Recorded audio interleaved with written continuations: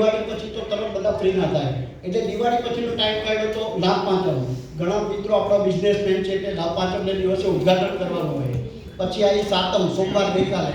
હવે જલારામ બાપાની જયંતિ એટલે ઘણા મિત્રો સોમવારનો ઉપવાસ કરે, એટલે આજનો દિવસ મંગળવાર સિલેક્ટ કર્યો, જેમાં 11 પણ નથી. એટલે જે મિત્રો બધા લેડીઝ 11નો ઉપવાસ કરતા હોય તેવી ના આવે.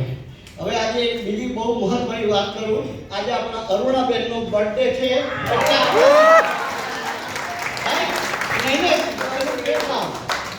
અને માફ કરજો મેડમ, મેં તમને પૂછ્યા વગર અમે કેકની વ્યવસ્થા કરી છે. આજે બધા મિત્રો અને આ મને ખબર નથી, હા સાચી વાત કહું તો પછી અરુણાબેન જોડે પરમ દિવસની વાત કરી, મેડમ તમને કયા ટાઈમમાં આવવાનું ફાવશે, કારણ કે ઉંમરની દ્રષ્ટિએ એમના સન જોડે અને આવો સારો દિવસ હોય તો ફેમિલી સાથે. મેડમ કે પંકજ તમે લોકો જે કર્યું છે મારે બધા મિત્રોને જાણવા છે, એટલે હું 6 વાગે ટચ આવી જઈશ અને તમારા બધા મારે ઓળખવા છે, એટલે અને કોણ કેટલા પ્રોગ્રેસમાં છે તે જાણવું છે, બરાબર છે. એટલે આજે મેડમનો બર્થડે છે. ભાઈ તમે મેનેજ કેક લાવો બેટા, આ મારો ભાઈઓ છે જે આપણે સેવા કરે. અચ્છા મેડમ આપણને બે શબ્દો કહેતા પહેલા તો બેસો ભાઈ.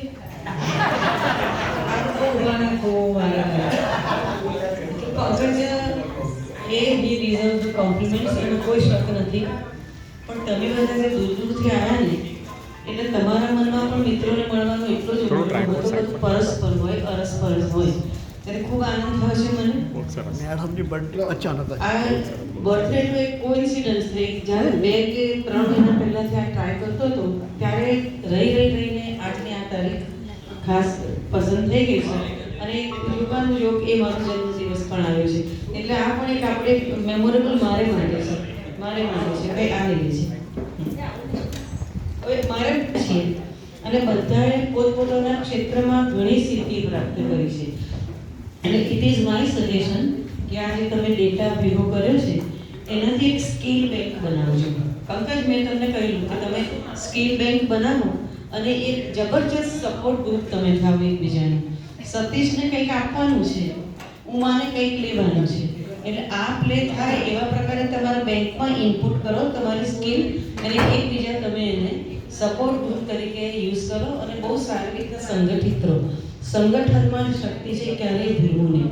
પછી આપણે સપોર્ટ ગ્રુપ માટે લાઇન્સમાં જઈએ અને ઇધર તિધર જઈએ, એટલે આ શું ખોટું ગ્રુપ છે આપણા આટલા વર્ષોનું.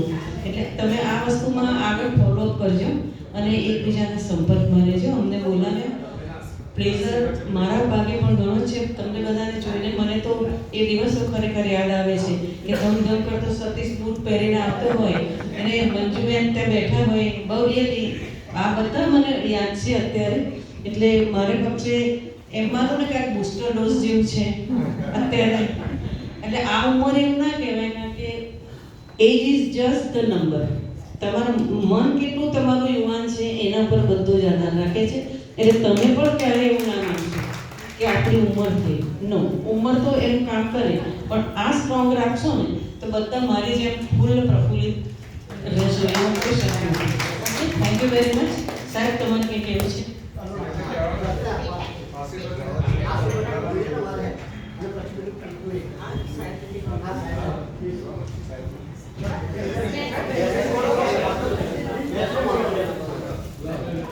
50 વર્ષ પહેલાના મારા જૂના વિદ્યાર્થીઓ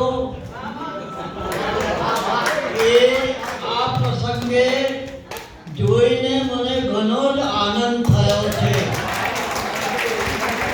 આવો આનંદ બહુ ઓછાને થાય છે, કારણ કે આવા પ્રસંગો બહુ ઓછા બનતા હોય છે. 50 વર્ષ પછીના વિદ્યાર્થીને ઓળખવા પણ સામે મળ્યા હોય તો એ પણ આપણે ઓળખી શકતા નથી. એ નવાઈની વાત છે, પણ આજે આપણે 50 વર્ષ પછી પણ વિદ્યાર્થીઓને ઓળખી શક્યા છે. એ આજનો દિવસ ખૂબ જ ભવ્ય અને આનંદિત છે, એમાં કોઈ શંકાને સ્થાન નથી.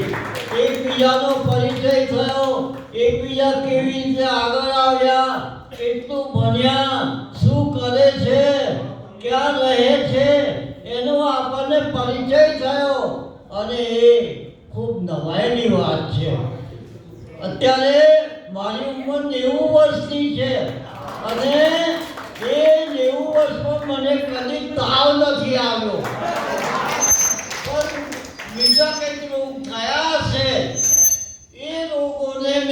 પ્રાણાયામથી બચાવ્યા છે.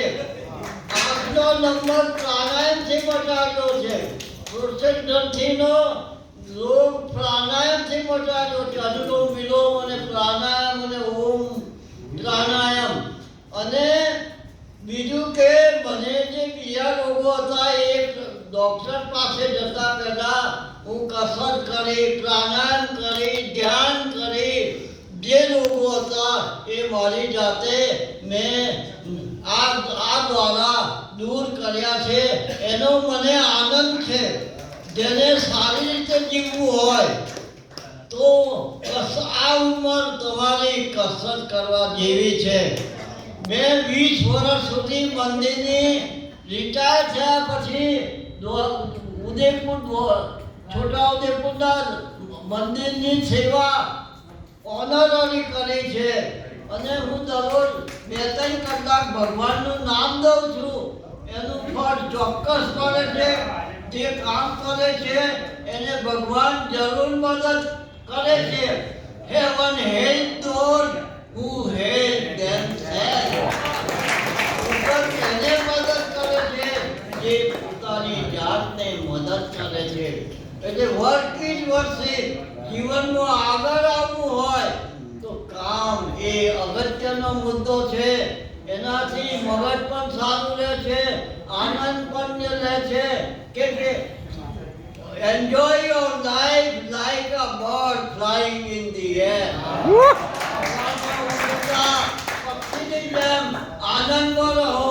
કારણ કે મનુષ્ય જીવન એ કઈ વારંવાર મળતું નથી. અને સારું જીવન મળે એ આપણું મોટામાં મોટું સુખ છે. આપતા તમે ભણ્યા, આગળ વધ્યા, જુદી જુદી પોસ્ટો પર સર્વિસ કરી, એવી રીતે તમે એનું અનુકરણ પણ તમે કર્યું અને તમારા બાળકોને પણ ભણાવ્યા. એ કહેવત છે કે hand that rocks the cradle rules the nation. જે હસ્ત ઝુલાવે પારનું તે આ દેશ પર રાજ કરે. ભારતના વિકાસમાં જો મુખ્ય ભાગ પહેલો હોય તો તે માતાનો છે અને પછી પિતાનો છે. તો એ બાળક આગળ વધે છે. ભણેલા લોકો હોય તો આગળ વધે છે અને સારામાં સારી ડિગ્રી મળે છે. હવે તો યુગ બદલાઈ ગયો છે. હું હતો ત્યારે PhD શ્રેષ્ઠ મને લીધો છે અને વધારે પગાર આપ્યો છે 2 વર્ષ. અને 32 વર્ષ મેં SF હાઈસ્કૂલમાં નોકરી કરી છે. આ 30મું વર્ષ મારું રિટાયર શીખનું છે. અને બહાર બોલવાનો અવાજ તો પહેલા જેવો જ એમાં કોઈ ફેર પડ્યો નથી. તો જીવનને જીવવું હોય સારી રીતે તો જીવનને વન જેવું નહીં, જંગલ જેવું નહીં, પણ એક વન જેવું, એક સુંદર બગીચા જેવું. જેમ બગીચામાં બેસીએ, લીલોતરી હોય, વૃક્ષો હોય, પક્ષીઓ હોય, માણસો હોય, ઓક્સિજન હોય અને આપણને જે આનંદ મળે છે એવો આનંદ આપણા જીવનમાં મળવો જોઈએ. એ માટે આપણે સૌએ પ્રયત્ન કરવો જોઈએ.